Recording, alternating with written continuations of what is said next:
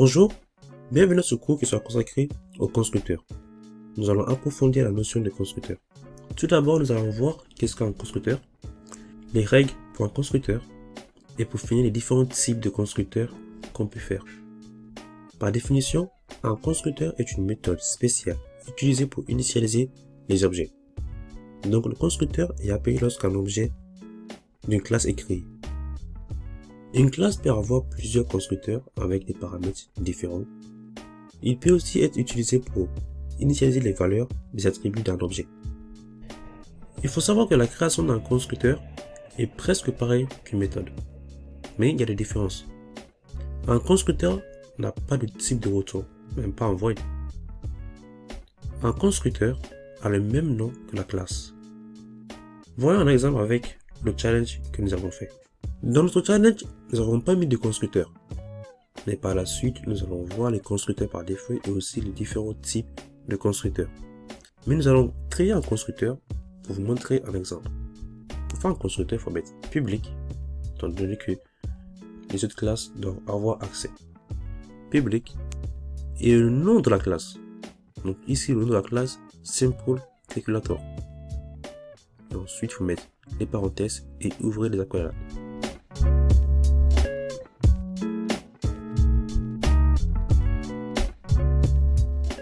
Maintenant que je vous ai montré comment créer un constructeur, il faut savoir qu'à chaque fois qu'une instance est créée, le constructeur est appelé. La dernière différence entre un constructeur et une méthode est le fait qu'on ne peut pas déclarer un constructeur en final, statique ou abstract. Ce sont des termes nouveaux, mais dans la suite du cours, je vais vous les expliquer. Comme je l'ai dit dans l'exemple que nous avons fait pour créer un constructeur dans notre challenge. Toutes les classes ont un constructeur par défaut.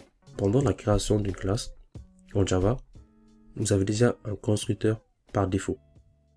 Et c'est ce constructeur par défaut qui nous a permis de créer un objet pendant notre challenge, étant donné qu'on n'avait pas de constructeur. Ensuite, il y a des constructeurs avec paramètres qui vont nous permettre de pouvoir initialiser les valeurs des attributs d'un objet. Et pour finir, les constructeurs sans argument.